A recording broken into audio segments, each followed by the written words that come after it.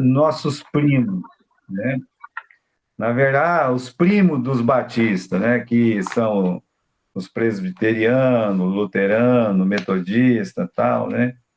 Mas eu não chamo de primo, não, sabe? Eu gosto de fazer essa separação, tá?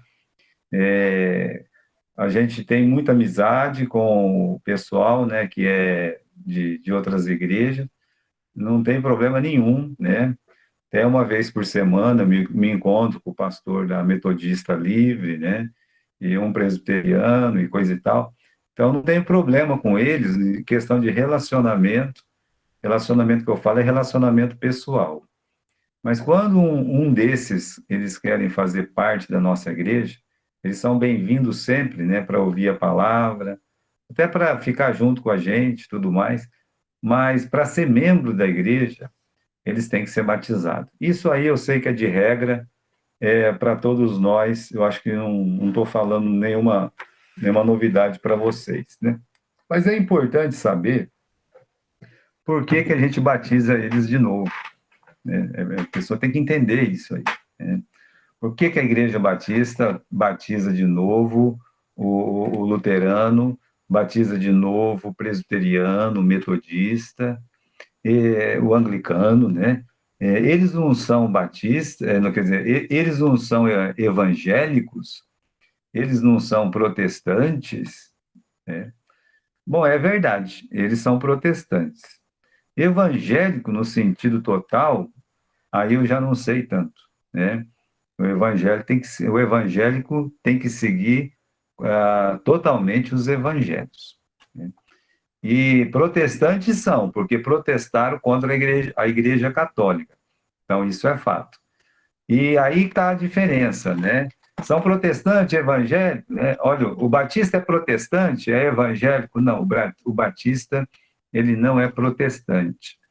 A gente não estava protestando nada, né? A gente já estava pregando a palavra de Deus por séculos e séculos, quando essas igrejas apareceram. Então, nós não chegamos para protestar, nós chegamos sempre em algum lugar para pregar o evangelho. Mas é importante, né, que esse nome protestante, como é colocado para essas igrejas, é, seja entendido como verdadeiro, porque realmente houve um protesto, né?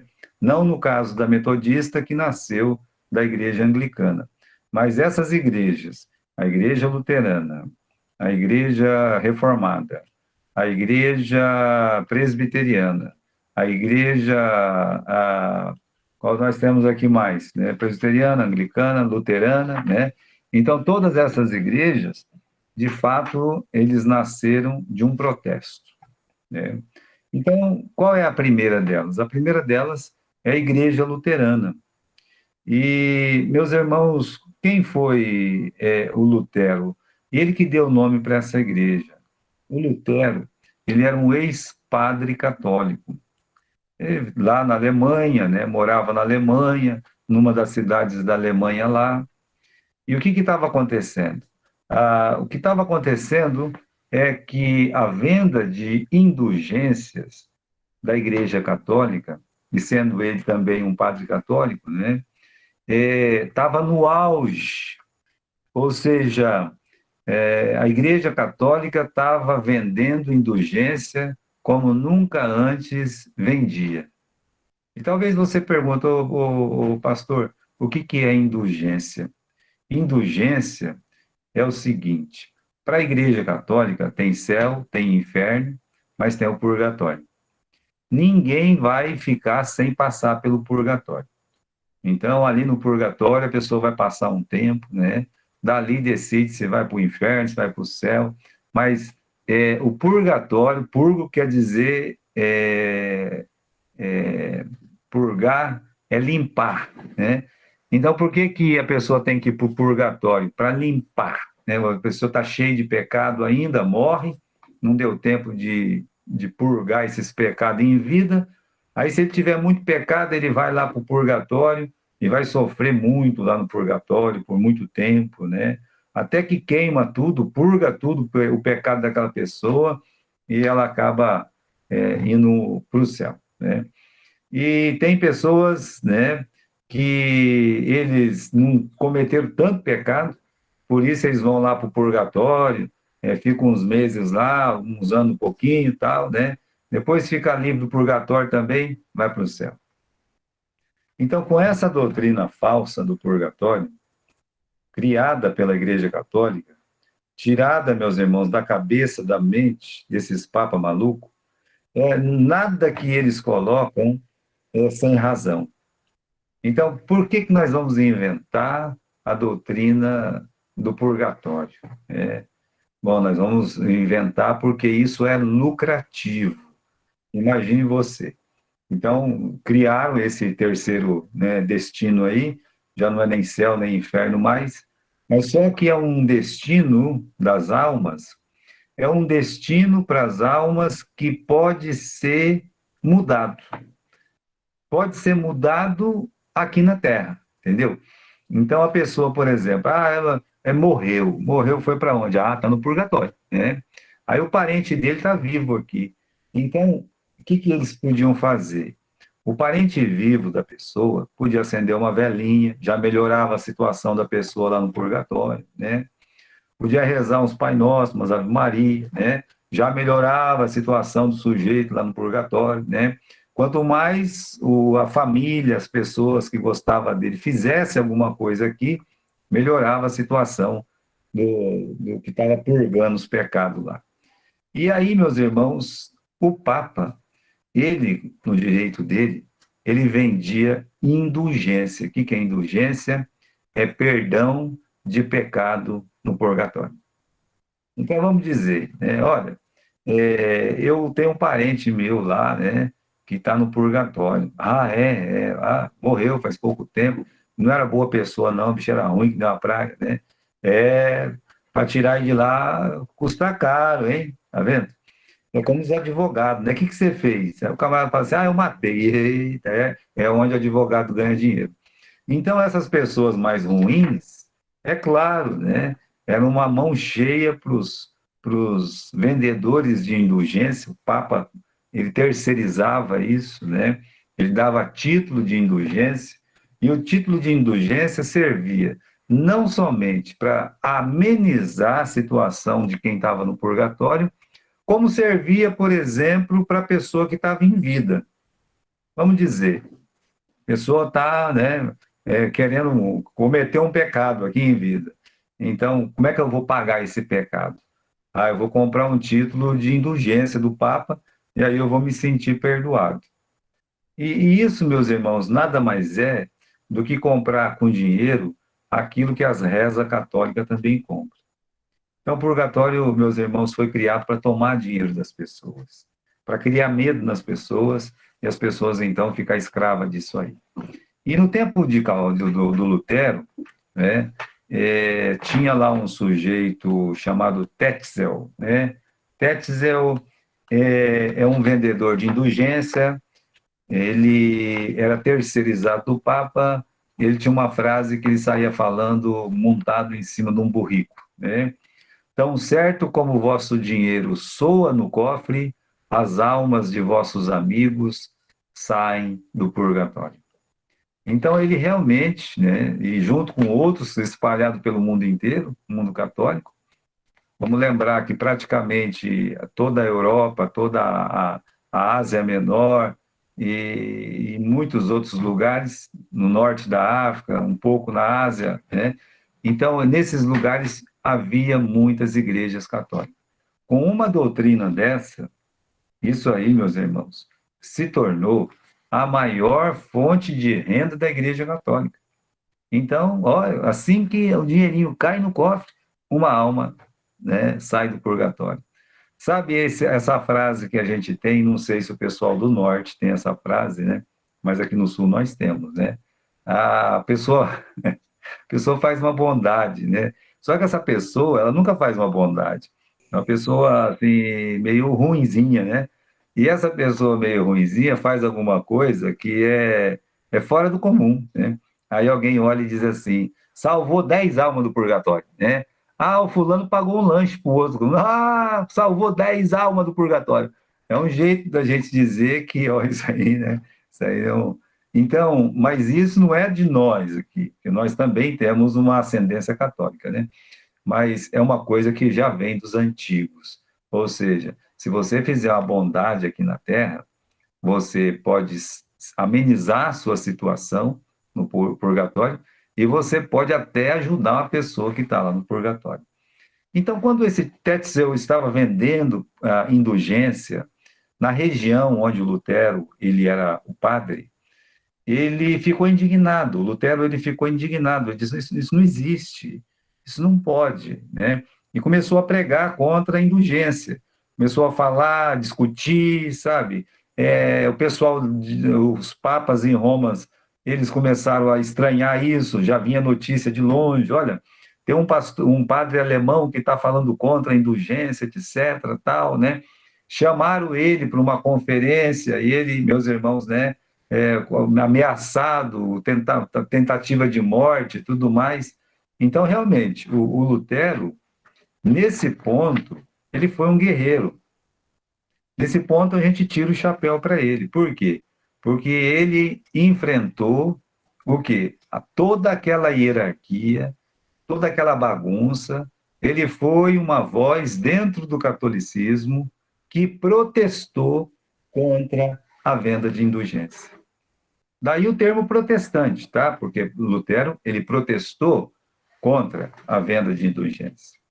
E aí, então, meus irmãos, ele começou a pregar em 1512, né? Sofreu muito por isso também. E aí, nesse meio intervalo, né? Em 1517, 31 de outubro de 1517, né? Ele foi lá na porta da igreja dele e pregou. Não tinha livro naquele tempo, né? Então ele foi lá, pregou uns pergaminhos lá, pau, pau, pau, né?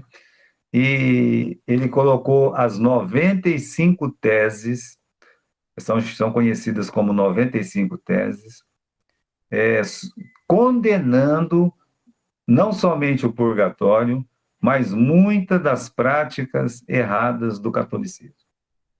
Ele foi um homem corajoso, né? Agora, separei três aqui para vocês, dessas 95 teses. Tá?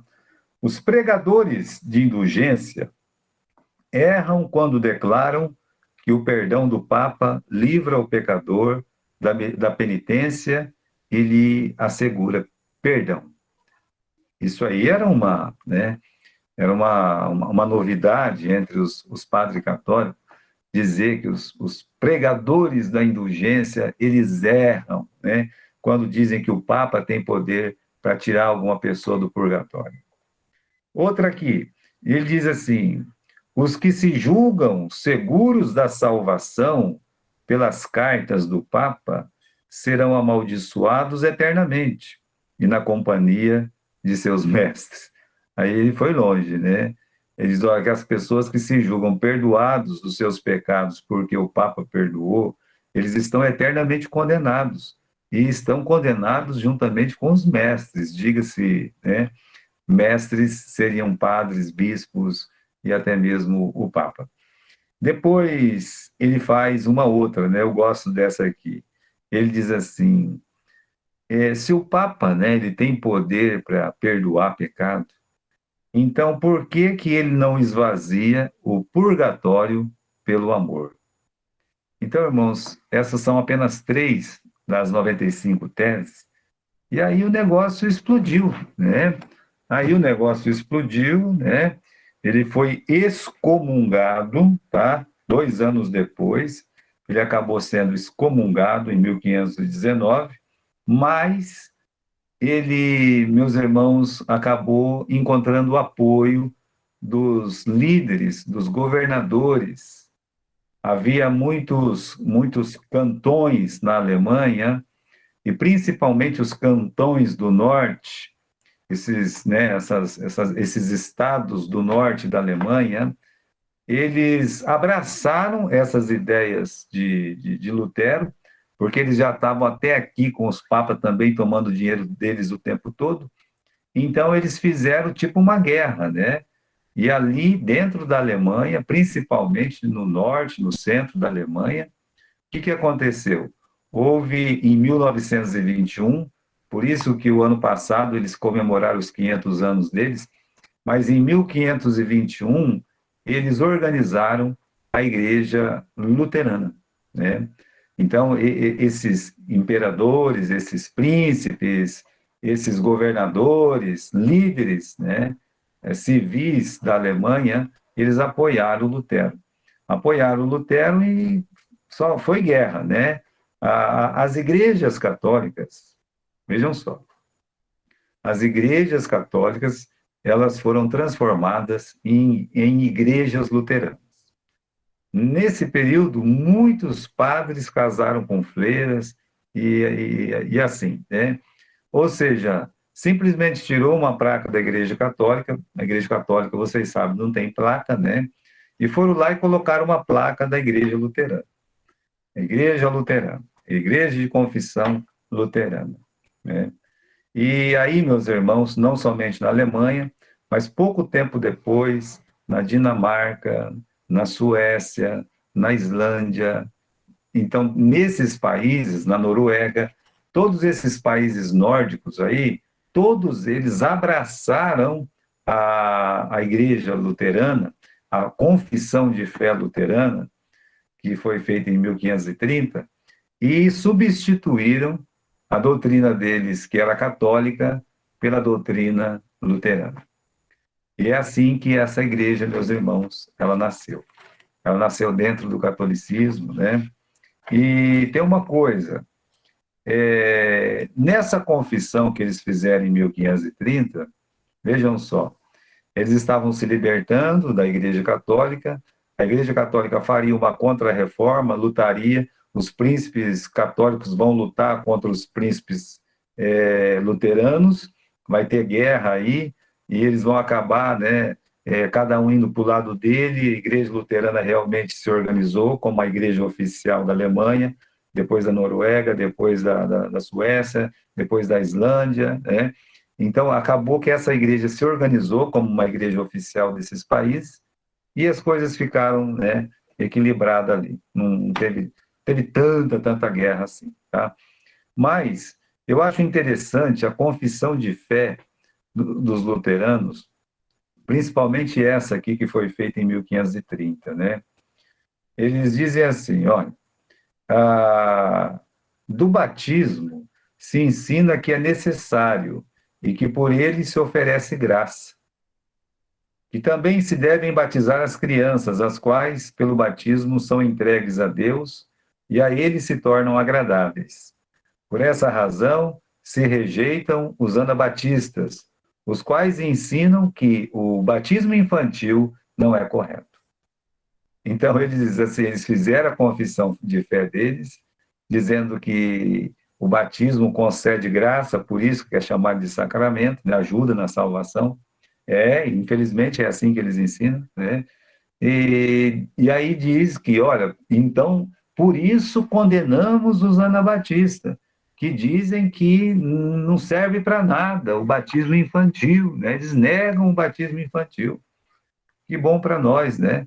Fomos lembrados lá de uma forma pejorativa para eles, mas evangélica, bíblica, dentro da palavra de Deus para nós. Um outro artigo de fé, né? Esse artigo que eu li é o artigo 9º, agora o 16º artigo. Da ordem política e do governo civil se ensina que toda autoridade do mundo e todos os governos e leis são boas e são criadas por Deus, e que cristãos podem, sem pecado, ocupar o cargo de autoridade, de príncipe, de juiz, proferir sentença, julgar segundo as leis imperiais e outras leis em vigor, punir malfeitores com a espada, fazer guerras justas, combater, comprar, vender, fazer juramento requerido, possuir propriedade, casar, etc. Aqui são condenados os anabatistas, os quais ensinam que nenhuma das coisas supramente mencionadas é cristã. Agora, e não era verdade deles isso. Se tem uma igreja que sempre respeitou toda a autoridade civil, foi a Igreja Batista. A Igreja Batista nunca fez um levante, nunca fez uma revolta, nunca pegou em armas, ao contrário deles, né, que lutaram contra os católicos e acabaram, meus irmãos, lutando também contra os anabatistas. E não foi pouca coisa, não, né? Até as coisas amenizar, os luteranos, eles perseguiram muito, muito mesmo os anabatistas, né? E a ponto, assim, de destruir uma cidade inteirinha, porque essa cidade era a cidade anabatista, né? Ah, então, meus irmãos, como a gente pode olhar para essa igreja e dizer assim, não, está tudo bem, nós somos todos iguais? Não, não tem nada de igual. Pela origem não é igual. Como é que a gente vai poder aceitar o batismo luterano? Pensa bem, o batismo luterano, ele já erra porque batiza uma criança, tá? Mas vamos dizer que o luterano, ele batiza um adulto. E aí? A igreja batista vai batizar se ele vier para a nossa igreja? Vai. Por quê?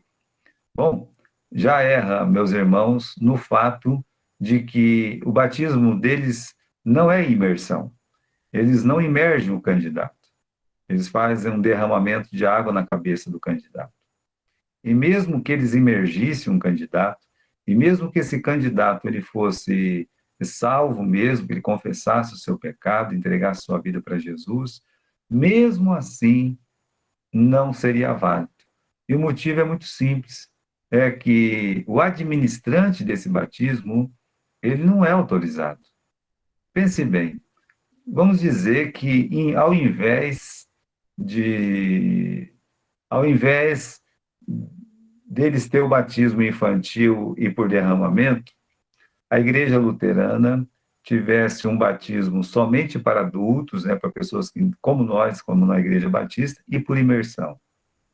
Mas, pastor, por que que não pode valer? Né? Eu pergunto para você, o Lutero era o que antes de se tornar um bispo protestante, né? O Papa protestante lá na, na Alemanha e outros países. Ele era o quê? Ele era padre, correto? Ele, como padre, ele recebeu o batismo de quem? De outro padre. Quando? Quando era criança. Eu pergunto para você, quando é que o Lutero ele se batizou depois que ele entregou a vida dele para Jesus? Ele nunca se batizou. Então, mas ele era um padre, depois ele se tornou um pastor, né, e tal, e não precisa, todos precisam ser batizados. O batismo é para todos os que creem. Eu não estou dizendo que ele não creu em Cristo, ele não entregou a vida dele para Jesus. Se ele entregou a vida dele para Jesus, nós o encontraremos lá no céu, mesmo com todas as falhas, com todos os problemas, com toda a violência quantas mortes aconteceram porque ele criou a igreja dele e lá na Alemanha só podia ter a igreja dele, perseguiram e expulsaram todos os batistas na Alemanha. Então, meus irmãos, eu pergunto, quem batizou o Lutero? Né? Que batismo ele recebeu? Lutero nunca foi batizado. Quem nunca foi batizado não pode batizar. Bom, a segunda igreja que surgiu no meio protestante é a igreja presbiteriana. Ela foi fundada, meus irmãos, por João Calvino. Ele, meus irmãos, era um teólogo, né? Ele buscava mesmo uma reforma desde o começo da Igreja Católica e acabou formando, né, na cidade de Genebra, ele, católico roxo como era, ele acabou formando um grupo, e esse grupo, estudando a Bíblia, estudando a palavra de Deus, acabou que eles também fizeram uma revolta lá na cidade de Genebra. Bem, Genebra fica na Suíça, tá? Não é muito longe da Alemanha, não é longe da Inglaterra, né? A Suíça é um dos Países Baixos, perto da Holanda ali e tal, tá? Então, meus irmãos, ele criou uma igreja, assim como Lutero fez lá, né? Ele criou uma igreja, mas mais do que criar uma igreja, e aí vai a diferença do Calvino para o Lutero. O Lutero, ele era mais organizador, ele era mais realizador. É por isso que dentro da Alemanha se formou uma igreja. Agora, o Calvino ele não era esse gênio organizador, né? Ele era um grande teólogo. Tanto é que até hoje muitos livros dele, né? Eu devo ter algum aqui, né? Que eu tenho comentário de livro de 1 Coríntios, Romano, eu devo ter aqui, do Calvino. Então ele escrevia muito, e por isso que a reforma dele, em questão de grandeza, acabou sendo menor do que a de Lutero. Mas na questão de continuidade, acabou superando a do Lutero. Por quê? Porque ele fez aquela reforma na Suíça em 1541, nos moldes operandes, né, do próprio Lutero, ou seja, transformando a Igreja Católica em Igreja Presbiteriana, e criou nessa cidade de Genebra uma espécie de Nova Jerusalém. E dali de Genebra, meus irmãos, saiu a doutrina de Calvino, que se espalhou por muitos lugares, principalmente na Escócia, e a Igreja Presbiteriana se tornou a igreja oficial da Escócia, né? Mas ele fez de Genebra uma cidade modelo. Ali em Genebra, ali a coisa tinha que funcionar, né? Tudo era de acordo com o ensino de Calvino. Só fazia aquilo que Calvino mandava. E como ele conhecia muito a Bíblia, e vocês sabem, os presbiterianos têm alguns problemas lá, mas eles são bons de conhecimento da palavra de Deus.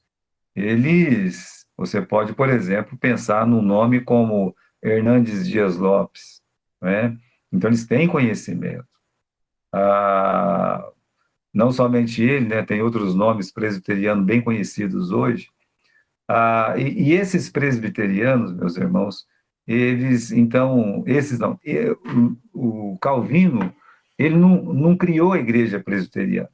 Quem criou a igreja presbiteriana foi um discípulo dele chamado John Knox, justamente lá na Escócia.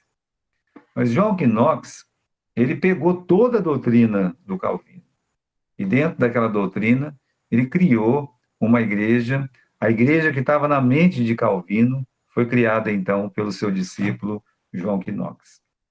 E é verdade, né, que é uma igreja que prega o evangelho, a forma de salvação deles é somente pela graça, não há dúvida disso, né?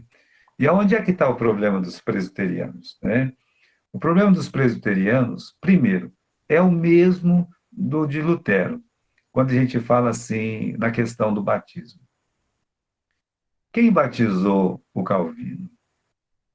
Ninguém. Ele virou protestante, de protestante, né? Criou uma igreja evangélica lá dentro de Genebra, mas ele nunca foi batizado.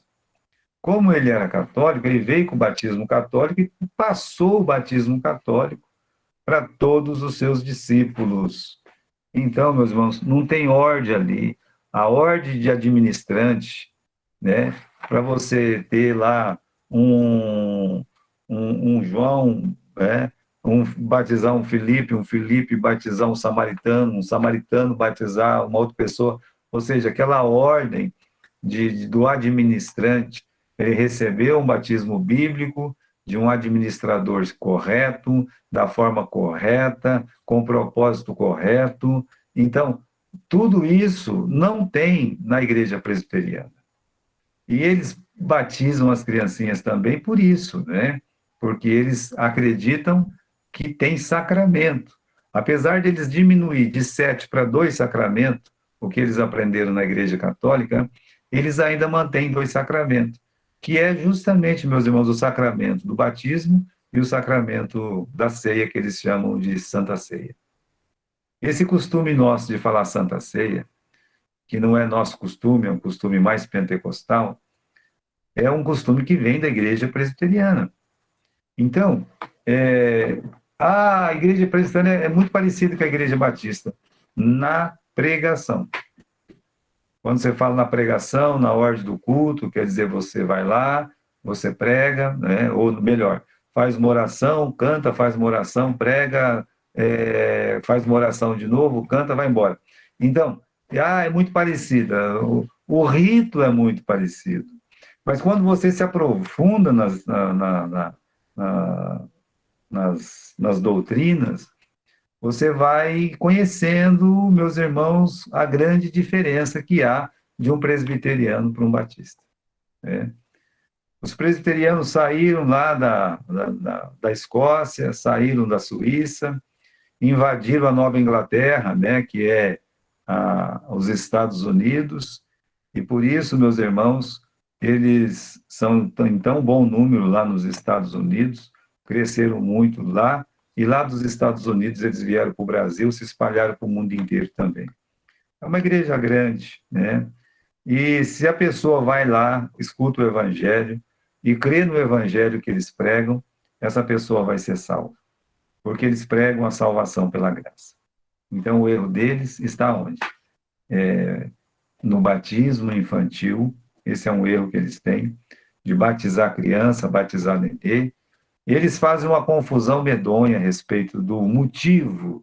O luterano não tem vergonha nenhuma de dizer assim, não, isso aqui é sacramento mesmo, isso aqui concede graça. O presbiteriano faz uns arrodeios. Agora, para tudo, o presbiteriano faz um arrodeio para defender a posição deles.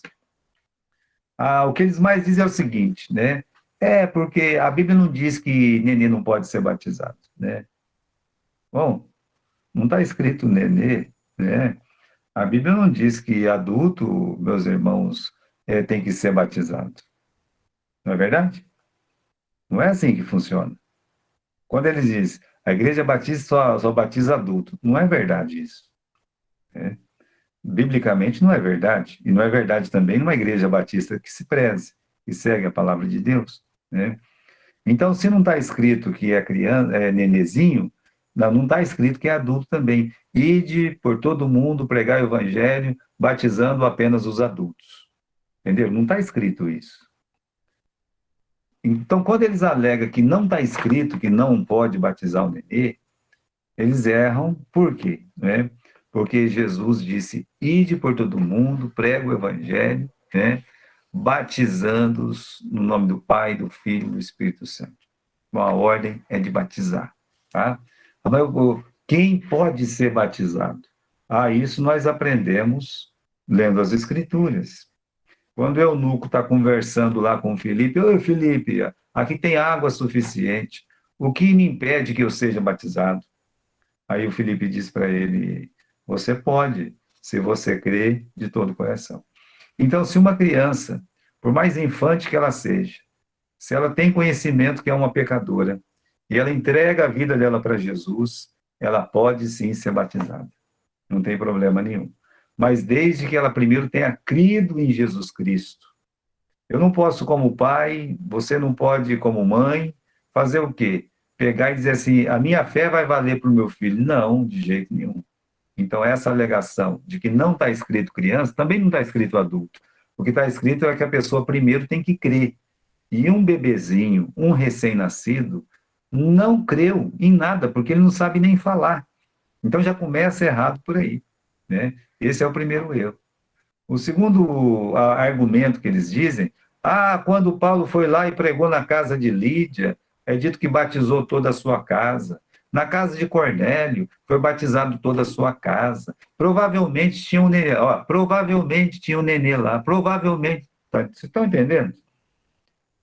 Nós temos que seguir o que a Bíblia diz.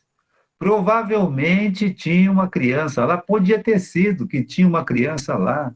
Não tem problema nenhum ter ou não ter criança. A questão é que só pode ser batizado aquele que crê. Provavelmente tinha uma criança, se teve um bebezinho lá, ele não foi batizado. Se teve uma criança pequena, inconsciente dos seus pecados, ela também não foi batizada. Um adulto inconsciente dos seus pecados, que ele não entregou a vida para Jesus, também ele não foi batizado. Então, meus irmãos, são argumentos fracos, né? São argumentos que não combinam com as Escrituras. Aí o motivo que o presbiteriano batiza é para substituir a circuncisão, é a circuncisão. Isso é um absurdo. Eu digo para vocês que isso é um absurdo. É ideia de jirico uma coisa dessa aí. Usar um texto qualquer lá e coisa e tal, isso é um absurdo. Que o batismo infantil entre os presbiterianos substitui a circuncisão. Meus irmãos, desde que Cristo morreu na cruz, e então nós não temos mais que fazer circuncisão. A Bíblia diz que a circuncisão nada é, né? E Paulo até diz assim, né? Olha, Gálatas, né? Insensatos Gálatas, vocês começaram pela fé, pela graça, né? Agora vocês estão acabando pela lei. Eu digo que se aqueles que se deixar circuncidar, vocês estão fazendo o quê? Vocês estão abaixando, vocês estão destruindo a graça de Cristo. A graça de Cristo nada vos valerá, o sangue de Cristo nada vos valerá. Então, essas duas coisas não combinam. A circuncisão, meus irmãos, é para o povo de Israel, é para a nação de Israel, é para o israelita. É por isso que Paulo foi lá e circuncidou Timóteo, porque Timóteo tinha um sangue israelita. Mas o Tito não foi circuncidado, porque ele não era israelita. É por isso. É um sinal para Israel, não tem nada a ver com o cristianismo. Agora, como eles não circuncidam, eles falam, então tem que batizar, né? O batismo substitui a circuncisão. Erro grave. Segundo motivo em questão de circuncisão é que a circuncisão só os meninos eram circuncidados. Então, se fosse assim, eles tinham que batizar só os meninos, deixar as meninas de lado, correto? Então, a verdade é o seguinte, né? Você tem que ir na origem, sempre vai na origem. Por que que um presbiteriano batiza uma criança? Porque eles saíram da Igreja Católica que batizava criança. Pronto, é isso, né? Eles estão imitando a mãe deles. A mãe da Igreja Presbiteriana é católica. Então, eles têm que imitar a mãe deles, correto? Eles protestaram lá na casa deles, abriram uma nova casa, mas quem que é a mãe, né? Quem batizou o Calvino? Ninguém batizou Calvino. Que autoridade ele tinha para batizar? Aí ele resolveu casar. Você sabe com quem Calvino casou? Casou com uma viúva de um anabatista. É, né? Vai que ele mesmo matou, coitado lá, né? Porque eles matavam Ana Batista na cidade de Genebra. Matava, né? Ah, você pode ver, meus irmãos, por exemplo, como é que o Calvino tratava as pessoas que não acreditavam como ele. Por exemplo, nós temos um escritor chamado, agora esqueci o nome dele, né? Ah, me falhou a memória, né? Mas ele escreveu um livro chamado Uma Consciência contra a Violência. Ele trata de um sujeito que foi contemporâneo de Calvino, chamado Sebastião Castello, e que foi perseguido por Calvino, né, porque ele não acreditava como Calvino na cidade de Genebra. Na cidade de Genebra só podia ser aceito lá dentro quem acreditava que nem o Calvino. E onde é que está a liberdade religiosa? É. O Miguel Servetti. Miguel Servetti, ele é o ancestral dos Testemunhos de Jeová, né? Se você estudar sobre Miguel Servetti, ele é o ancestral lá dessa turma. Mas não tem nada a ver, tá? Miguel Servetti com a origem do Testemunho de Jeová. Mas o pensamento deles é que o Miguel Servetti, ele não conseguia entender que Jesus era ao mesmo tempo filho do homem e filho de Deus. Ele não conseguia entender que Jesus era Deus e era homem. Ele não conseguia entender. Ele começou a se corresponder com Calvino, né? Mandando carta para Calvino para poder saber, né? E Calvino mandava para ele, ele mandava para Calvino. E aí então ele escreveu um livro. O Miguel Servetti escreveu um livro. E nesse livro, meus irmãos, que ele escreveu, publicou esse livro até, né? Caiu nas mãos de Calvino e ele foi para Genebra, a convite do próprio Calvino. E quando chegou lá, meus irmãos, por causa do livro, ele foi condenado e queimado à praça pública. Ele foi queimado à praça pública, foi torrado, a mando do próprio Calvino. Só que Calvino não ia sujar as mãos de sangue, Havia na cidade um presbitério, sabe? Uns comandantes, né? Eles julgaram Servete, eles puniram Servete, eles assassinaram Servete. Miguel Servete é o nome do sujeito. Então, meus irmãos, essa é a origem da igreja presbiteriana, né? Então, nós não temos nada em comum de origem com a igreja presbiteriana. A terceira igreja que se organizou como protestante foi a igreja anglicana, a igreja reformada da Inglaterra, anglicana. E a forma como ela organizou é até um absurdo, né? O rei, né, o Henrique VI, é o próprio, né? Deixa eu achar aqui. O Henrique VIII, estou errando o número do Henrique, tá? Em 1531, o rei da Inglaterra, Henrique VIII, queria se divorciar de sua esposa para se casar com outra mulher. O Papa não autorizou. Vocês sabem, o Papa não ia autorizar uma coisa dessa, né? A recusa aborreceu o rei. E então ele, que chegou a ser inimigo da reforma de Lutero, né, reformou a Igreja Católica na Inglaterra. Essa nova igreja foi chamada de anglicana ou episcopal. Né? Por que episcopal? Né? Ela sempre foi chamada de anglicana. Mas aí, quando chegou lá nos Estados Unidos, ela, meus irmãos, quando teve a independência dos Estados Unidos, não podia mais ser chamada de Igreja da Inglaterra, porque agora estava nos Estados Unidos, né? E os Estados Unidos não estavam mais querendo nada dos ingleses ali. E aí mudou o nome para Episcopal, ali nos Estados Unidos. Então, a Igreja Anglicana ou Episcopal. Às vezes eles colocam tudo junto. Igreja Episcopal Anglicana ou Anglicana Episcopal. É uma bagunça, né? Mas é o jeito que eles são conhecidos e chamados, tá? Como é que eles batizam? Mesma coisa da Igreja Católica. Batismo infantil, derramamento, né? E, meus irmãos, foi lá. Então, você tem uma igreja na Inglaterra, você tem uma igreja no país de Gales, você tem uma igreja na Irlanda, correto? Por quê? Porque faz tudo parte da Grã-Bretanha ali. E a igreja anglicana, ela acabou sendo favorecida, né? Por quê? Porque a marinha mercante da Inglaterra, os ingleses vindo aqui para a América, indo para a África, para a Ásia, eles tinham a marinha, olha, eles viravam o mundo inteiro. Colonizadores. Você pode ver que aqui no sul, né, tem as Ilhas Malvinas deles aqui, a influência deles, meus irmãos, na África é muito grande, principalmente na África do Sul, ali. Depois você vai ter a influência deles na Ásia também. E onde eles iam, eles levavam a igreja anglicana. Como o Império Inglês foi um dos maiores que já houve, né, isso disseminou o anglicanismo, porque onde eles iam, eles levavam a igreja deles.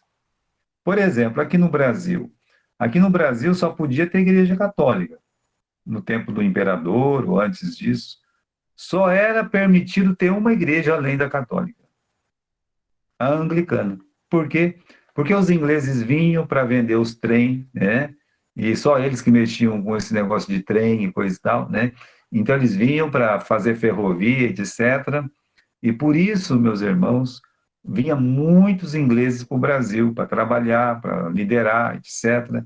E aí eles abriam a igreja deles. Então, o imperador permitia que houvesse uma igreja anglicana. Agora, outras igrejas não, né? Houve um crescimento do anglicanismo, tem muitos nos Estados Unidos, aí continua firme na Inglaterra, só que cada vez mais caindo, cada vez mais decrescendo, né?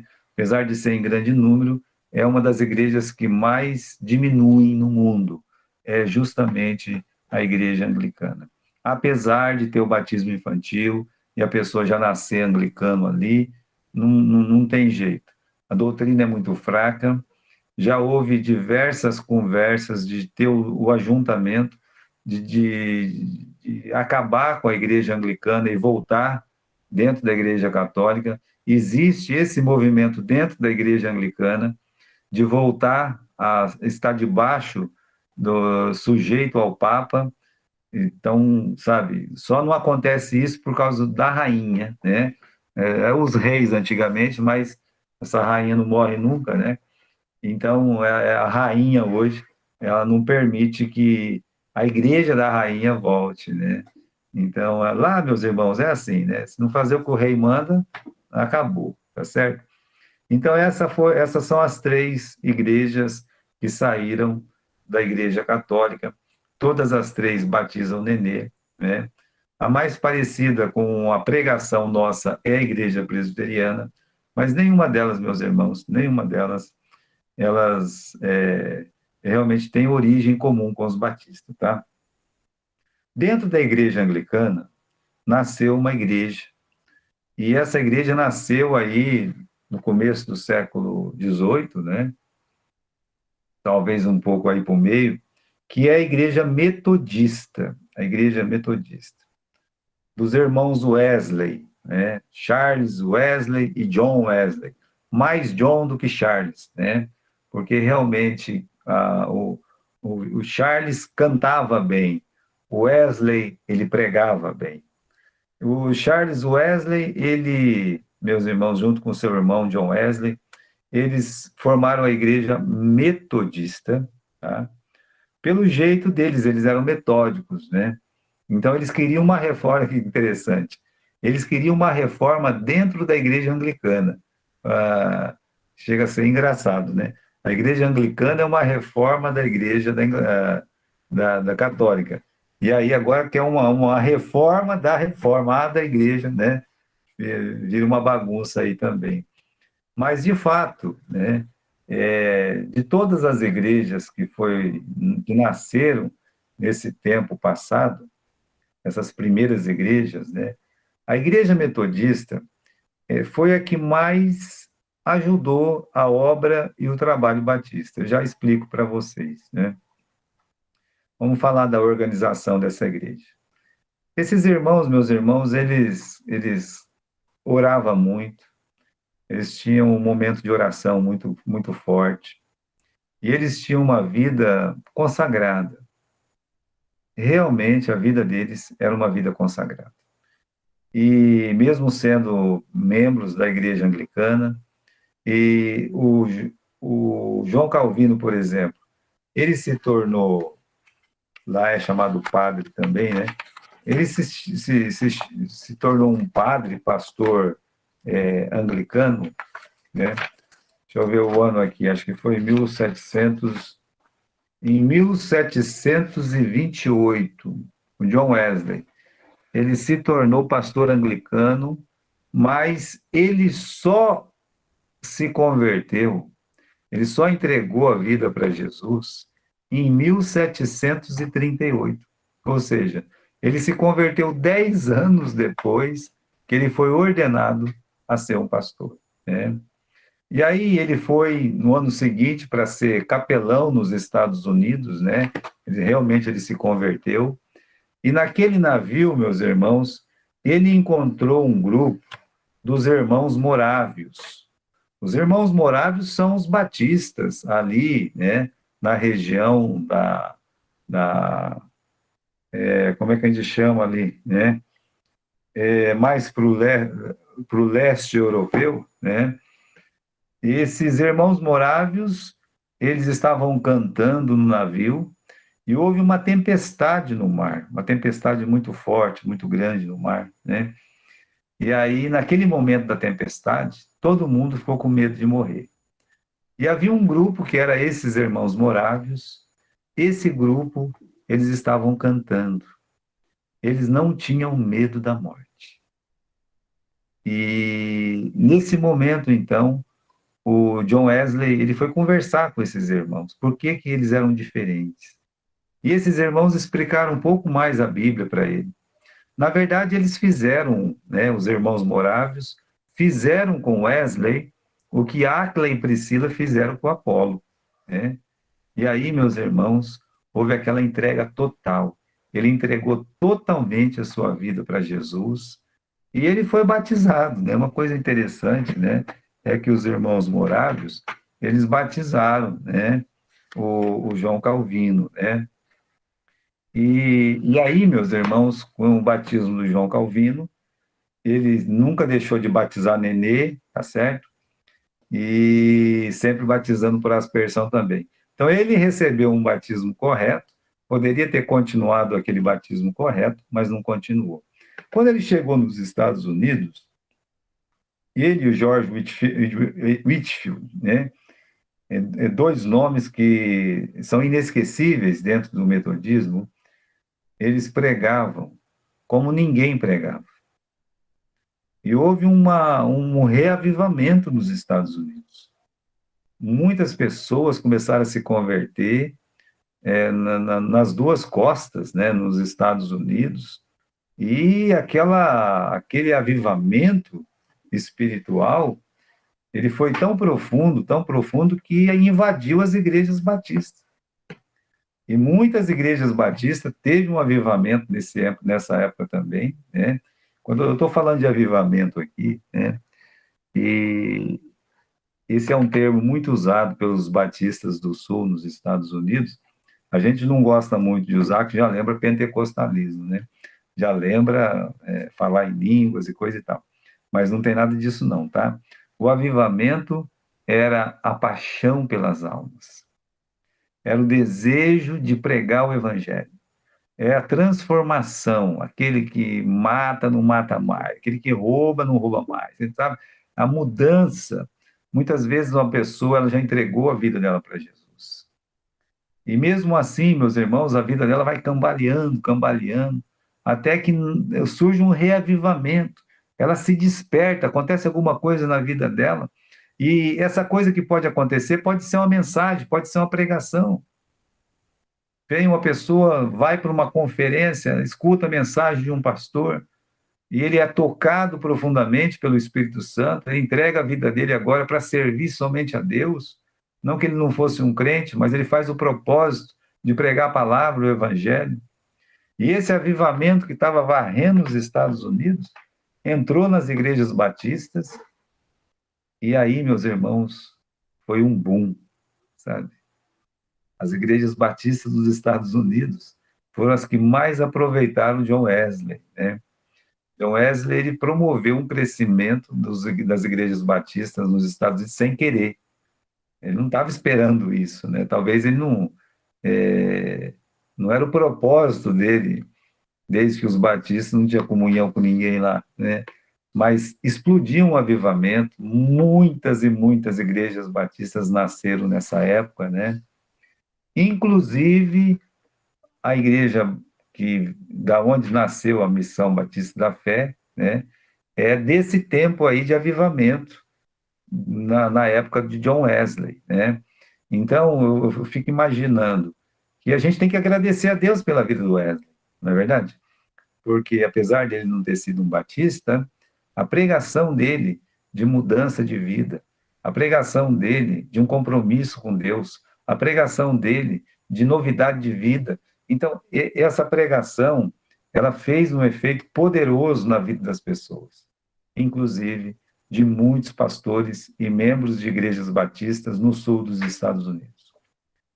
E aí, meus irmãos, a Igreja Batista, que era uma igreja pequena, né, dentro dos Estados Unidos, limitada em algumas cidades, acabou se tornando a maior denominação evangélica nos Estados Unidos.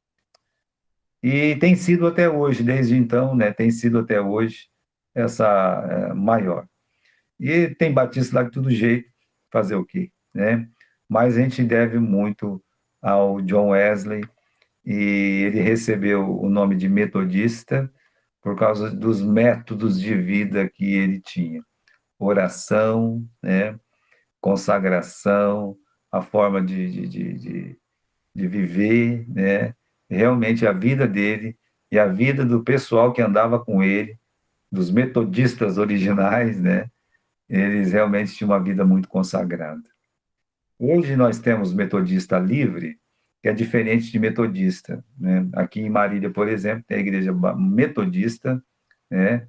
Que é uma igreja tipo episcopal também, né?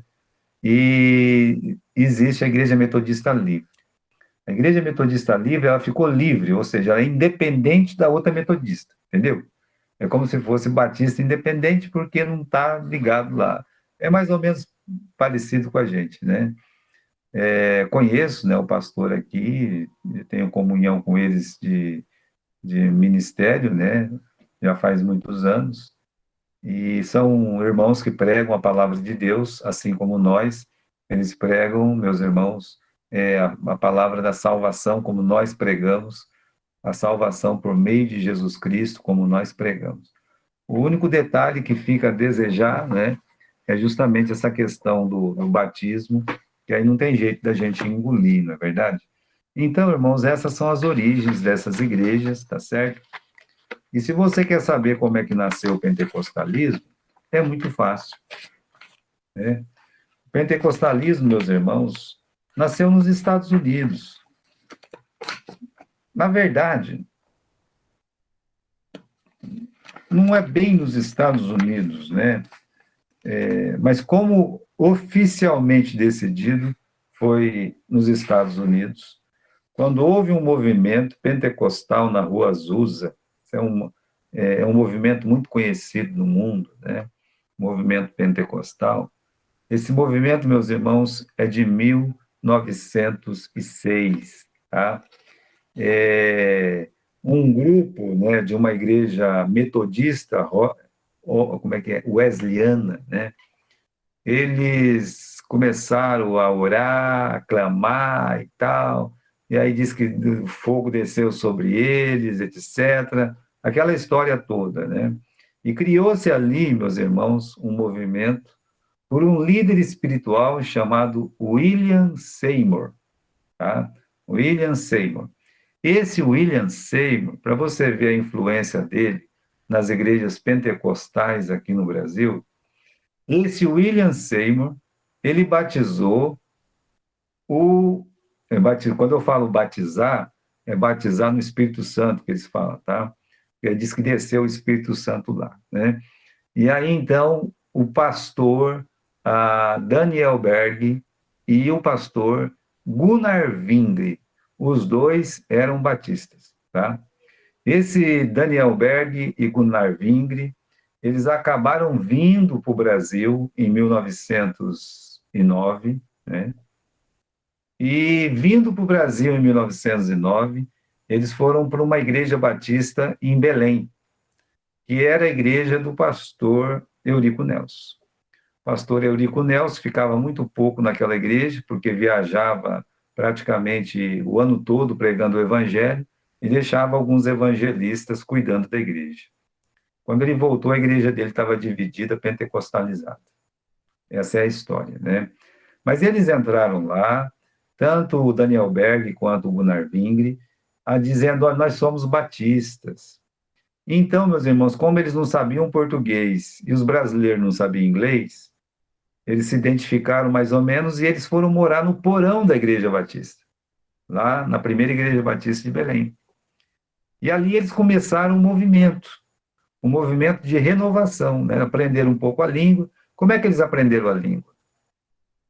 Bom, eles falaram que eles receberam o Espírito Santo e por isso eles tinham dom de línguas, né? Essa é a questão. Só que quando eles chegaram no Brasil, um deles trabalhava para pagar para o outro estudar a língua. É por isso que eles chegaram em 1909 e a Igreja Assembleia de Deus, por exemplo, ela foi nascida em 1911. Então, esse processo de pentecostalizar um grupo dentro da primeira Igreja Batista de Belém demorou um espaço de mais ou menos 1 ano e meio, 2. Então, meus irmãos, enquanto o pastor estava ausente, esses dois pastores, Daniel Berg e Gunnar Vingre, eles batistas, porque realmente eles eram batistas, né? Só que eles não falaram que eles eram renovados pentecostais. Eles conseguiram, dentro da primeira igreja batista de Belém, fazer a cabeça de um grupo de irmãos lá, mais ou menos uns 20 irmãos, E esses 20 irmãos, eles acabaram que eles se renovaram, né, se pentecostalizaram com essa questão do Espírito Santo também, e formaram a Igreja Apostólica da Fé. Por alguns anos, não se chamava Assembleia de Deus. Por alguns anos, a Assembleia de Deus, que nós conhecemos hoje, era chamada de Igreja Apostólica da Fé. E aí, meus irmãos, esses dois, o William, o Daniel Berg com o Gunnar Vingre, criada essa igreja pentecostal aí, eles começaram a rodar o mundo. Rodar o mundo que eu falo é rodar o Brasil inteiro, né? Veja só, eles encontraram em alguns irmãos da Suécia, batistas, tá? O Daniel Berg, ele nunca deixou de ser batista. Ele voltou lá para a Suécia, porque ele era sueco, tinha ido para os Estados Unidos, se pentecostalizou e veio para o Brasil. Mas depois ele voltou para a Suécia, eles eram sustentados por igrejas batistas da Suécia, né, que já tinha mais essa tendência pentecostal, né? Então, meus irmãos, ele nunca deixou de ser batista. O fundador da Assembleia de Deus no Brasil, ele nunca deixou de ser batista. O Gunnar Vingre ficou aqui no Brasil, né? E depois, muitos outros missionários acabaram vindo da Suécia, outros dos Estados Unidos, mas principalmente da Suécia, né?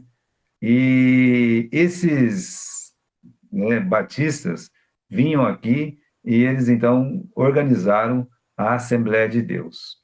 E hoje nós temos a Assembleia de Deus, é uma igreja grande, é uma igreja forte, e eles podem virar para lá, eles podem virar para cá, né? Mas a origem deles é dentro da nossa igreja. E Deus, meus irmãos, ele permite tudo. A gente pode ficar condenando, se ofendendo, falando isso e aquilo, né? Mas a gente tem que pensar o seguinte: quantas almas, quantas pessoas neste Brasil de nosso Deus, né? Quantas pessoas se converteram, já se converteram, estão se convertendo, ainda vão se converter pelo ministério das igrejas Assembleia de Deus. Então é o seguinte: nós não concordamos com o pensamento pentecostal, com essa questão de dom de línguas, etc., tal, né? Nós não, esse é um outro estudo, não faz parte do nosso estudo aqui, é um outro estudo que certamente você deve receber do seu pastor aí, né, em relação a estudar os dons do Espírito Santo, a manifestação do Espírito Santo. Então, eu tenho certeza que vocês vão aprender aí do pastor de vocês, tá? Mas a Assembleia de Deus, ela nasceu assim no Brasil. Junto com a Assembleia de Deus, um ano depois que chegou o Daniel Berg, o Gunnar Vingre, um outro sujeito que também recebeu o batismo lá na Rua Azusa, veja só, por isso que tem origem comum, um sujeito que pertenceu para uma igreja valdense, se misturou lá com outras igrejas, né, nos Estados Unidos, acabou indo para a Rua Azusa, né, e depois, meus irmãos, ele acabou vindo para o Brasil. Primeiro ele veio para a Argentina, não deu muito certo, e depois veio para o Brasil. Ele se chamava Luiz Francescon. Luiz Francescon, ele saiu, ele veio aqui para São Paulo, da Argentina para São Paulo, não conseguiu muita coisa, e ele foi parar, sabe onde? Ele foi parar numa cidadezinha bem perto do Claudedson, chamada Santo Antônio da Platina, onde eu tenho muito parente também. Por que Santo Antônio da Platina? Porque Luiz Francescon, ele era italiano. E ele foi, meus irmãos, para os Estados Unidos, e lá, como eu disse para vocês, recebeu esse batismo do Espírito Santo na Rua Azusa, veio para a Argentina, não deu certo, veio para o Brasil. E aí encontrou um grupo de italianos, lá na cidade de Santo Antônio da Platina, e assim, o recebimento do Espírito Santo deles é muito parecido com o da Assembleia de Deus. Mas você não pode comparar uma igreja Assembleia de Deus com uma igreja cristã no Brasil. Meu irmão, se você conhece um assembleano e você conhece um cristão, eu tenho certeza que você sabe a diferença. Para mim, nunca, quando a pessoa fala assim, eu sou da cristã, eu estou vindo visitar a tua igreja. Para mim, a porta da rua é a serventia da casa. Eu não quero, só dá problema, é um pessoal esquisito, sabe? Vem com costumes tão estranhos, é um pessoal que é de uma hipocrisia tão grande, sabe? Aquela roupa, aquele cabelo, aquelas coisas, aquele véu. Eu não sou contra véu, sabe? Não sou contra cabelo, não sou contra roupa, mas eles fazem daquilo a religião. Eles são extremamente fariseus em tudo. Então, é diferente da Assembleia de Deus. Você não pode comparar uma com a outra, né? Tem esse erro pentecostal, mas eu digo uma coisa, né? Uma coisa é você ter uma comunhão com o assembleiano, outra coisa é você pensar em ter comunhão com a pessoa da cristã no Brasil. Primeiro que só a igreja dele que salva, né?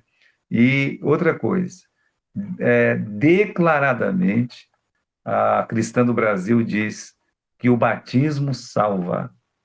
Se você peca, você vai para o inferno, né? Então, eles ensinam isso em alto e em bom som, são completamente segregacionistas. Então, meus irmãos, para mim, Testemunho de Jeová, Cristã do Brasil, Adventista do Sétimo Dia e Mórmon, isso não é igreja, é seita, tá? Para mim, não é igreja, é seita. Bom, essa é a origem dos pentecostais, né? Depois veio uma segunda geração de pentecostais, na década de 50, com a igreja quadrangular. Veio depois a Deus é Amor, né? Só o Senhor é Deus. Essas igrejas que estão entre nós, nasceram aí na década de 50. Na década de 50 também, no Brasil, aconteceu a renovação, não, na década de 60, perdão, aconteceu a renovação das igrejas. Então, essas igrejas batistas renovadas, pentecostais, elas se renovaram na década de 60. Alguns pastores batistas, né, como a José acho que é do Rego, né, da Silva, e alguns outros, né, sabia o nome dele, Enéas Tonini, diz que já morreu, não sei se morreu, se está vivo, né, mas assim, deve estar uns 100 anos mais ou menos. Eram grandes líderes na Batista da Convenção, e eles acabaram se renovando, se pentecostalizando, e num só dia, numa convenção batista, da Convenção Batista Brasileira, num só dia, 400 igrejas batistas se renovaram nesse dia da convenção. 400. É muita igreja, né? Por exemplo, tem muita cidade que tem igreja batista renovada. A igreja batista renovada é essas que, por exemplo, aí em Cornélio Procópio, eu sei da história da igreja batista renovada de Cornélio Procópio. A igreja batista renovada de Cornélio Procópio nasceu como? A primeira igreja batista, tinha uma família lá, a família dos Bonfim, eles realmente lideraram essa renovação e se pentecostalizaram. Um pouco dessa família ainda ficou na primeira igreja batista. Anos depois, eles renovaram de novo a igreja batista e formaram a comunidade batista Betel. Essa é a história das igrejas batistas aí de Cornélio Procópio. Aqui é um micro, né? Mas o macro é assim, né? Muitas igrejas batistas da convenção foram divididas, completamente, sabe, marcadas, e foi um fratricídio, né? O que eles fizeram com as nossas igrejas foi um fratricídio. Eu lembro os irmãos que naquela época as igrejas da convenção eram muito parecidas com as nossas igrejas. Bom, essa é a origem dos pentecostais, né? Os testemunhos de Jeová, eles nasceram no final do século XIX, juntamente com os mórmons, juntamente com os adventistas. Primeiro vieram os mórmons, com essa loucura do John Smith, né? que criou lá uma igreja, criou uma nova Bíblia, que é o livro do Mórmon. Isso é uma aberração, né? E aí criou a Igreja de Jesus Cristo dos Santos dos Últimos Dias. Olha que nome bonito, né? Nome bonito, uma aberração. Depois veio a Igreja Adventista do Sétimo Dia. Eu lembro os irmãos que a Igreja Adventista do Sétimo Dia, primeiro, ela é só adventista. Sétimo dia veio depois. Um pastor batista, Guilherme Miller, ou William Miller, né? Esse pastor batista, ele era fiel a Deus, temente a Deus. O erro dele foi ter marcado a volta do Senhor Jesus Cristo em 1843. E aí Jesus não voltou em 1843 e nem em 1844, e a pregação dele caiu em descrédito. Mas ele era um pastor fiel, que vendo o erro dele, ele voltou para a Igreja Batista. Os discípulos que ele tinha feito nesse período, alguns deles eram judeus. E aí tinha uma mulher lá, ligada com essa questão do judaísmo, que teve um sonho dos 10 mandamentos, e no sonho, o mandamento que mais brilhava era o quarto mandamento, que é a guarda do sábado. Ao invés deles voltar para a igreja batista, metodista, onde eles vieram, essa mulher, Ellen White, uma grande escritora, né, a profetisa do Adventismo do Sétimo Dia, essa Ellen White, ela organizou, juntamente com alguns anciãos, a Igreja Adventista do Sétimo Dia. Advento significa segunda volta de Jesus, né? Não tem problema nenhum pregar a segunda volta de Jesus. Agora, eles pegaram essa deixa e criaram a Igreja Adventista do Sétimo Dia, ou seja, são os sabatistas, né? Salvação deles vem pela guarda do sábado. Além disso, tem muitos erros doutrinários que não cabe a nós decidir aqui, agora, sobre esse, não é o nosso estudo. Nosso estudo é só a origem da igreja. Foi assim que nasceu a Igreja Adventista do Sétimo Dia. Depois nasceu, meus irmãos, dentro da Igreja Adventista do Sétimo Dia, havia um adepto lá chamado Russell. Russell. Esse Russell, ele não acreditava em Jesus, não acreditava no Espírito Santo, não acreditava olha, no céu, olha, não acreditava em nada. Negava tudo. Ele criou a Torre de Vigia. Ele criou a igreja da Torre de Vigia, que hoje é chamada de Igreja Testemunha de Jeová.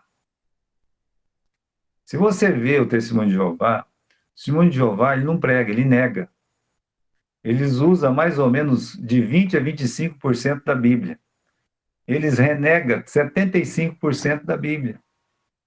Cheio de costume, cheio de coisa esquisita, né? Eles negam, eles não acreditam que o Espírito Santo seja Deus. Eles não acreditam que Jesus Cristo é Deus. É por isso que está lá, sempre que vai se falar de Jesus, é com letra minúscula. Deus, para eles, é de letra minúscula quando se fala de Jesus. Só pegar a Bíblia deles e ler João capítulo 1, versículo 1. Você vai ver lá, né? No princípio era a palavra, e a palavra era um Deus com letra minúscula. Um, não era o Deus, era um. Tem diferença. Então, essa é a origem dessas igrejas, que nasceram todas nos Estados Unidos, tá? Tanto a igreja mórmon, quanto a igreja adventista, quanto a igreja dos testemunhos de Jeová. Todos eles nasceram lá nos Estados Unidos. Todas são seitas. Um dia, quando você puder, você pode ler um livro chamado O Caos das Seitas. Foi o livro que eu li, onde eu aprendi a origem dessas igrejas. Amém?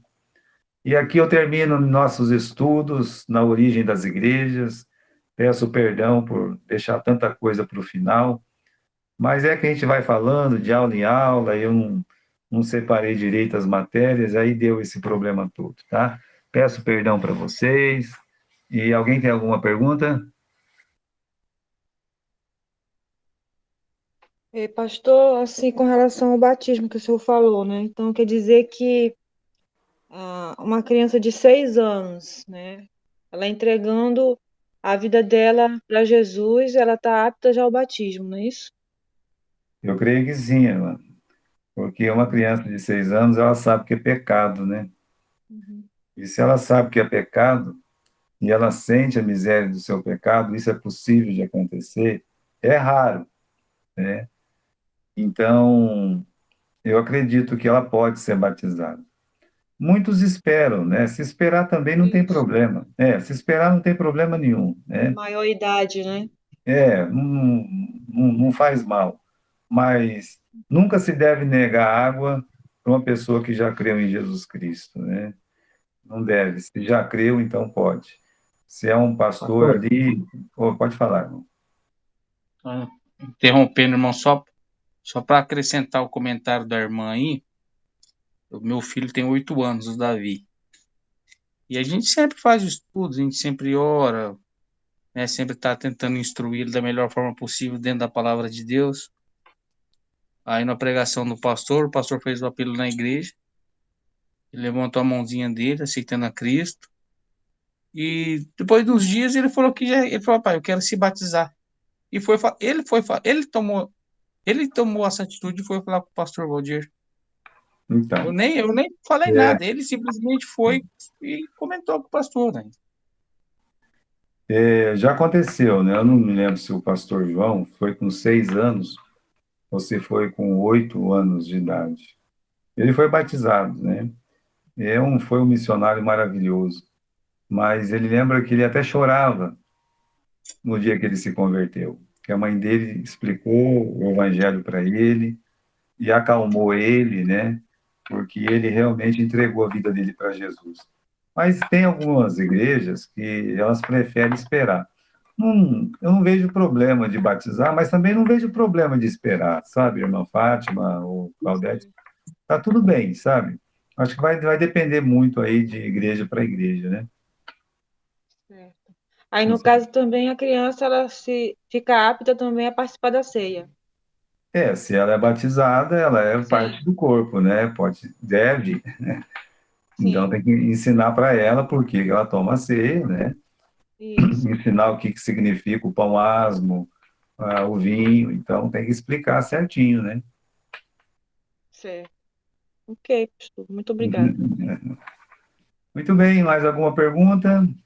Se não temos, pode, se não temos, eu quero agradecer profundamente o irmão Daniel, tá, Daniel? Opa, estou ouvindo aqui, pastor. Muito obrigado, meu filho. Você tem sido muito útil. Eu louvo a Deus para a sua vida, porque eu não sei dar essas aulas pela internet assim, e você tem me ajudado muito, Deus tem abençoado. Não, nem teria entrado no CETEV aí para dar aula junto com vocês. Então, quero te agradecer, tá? E agradecer a Obrigado, Deus te Soninha, abençoe. agradecer o pastor Valdir, pastor Silvio. Se Deus permitir, a gente vai estando junto, tá bom? Então, Amém. eu me sinto feliz de participar junto com vocês do seminário, tá bom? Muito bem, meus Amém. irmãos, Nós que agradecemos ao pastor, né, nós por estamos encerrando aí nossas essa aulas, tá bom? oportunidade aí de estar nos ensinando aí, né? Isso é maravilhoso e espero que o pastor não desanime, mas continue com a gente aí, né? A gente tem Amém. bastante disciplina, bastante matéria que dá para ensinar aí online, né? A gente espera que o pastor possa estar junto conosco aí até quando puder. Tá Amém. certo. Mas muito obrigado, tá? Que Deus possa abençoar vocês e que, né, tenha umas boas férias aí.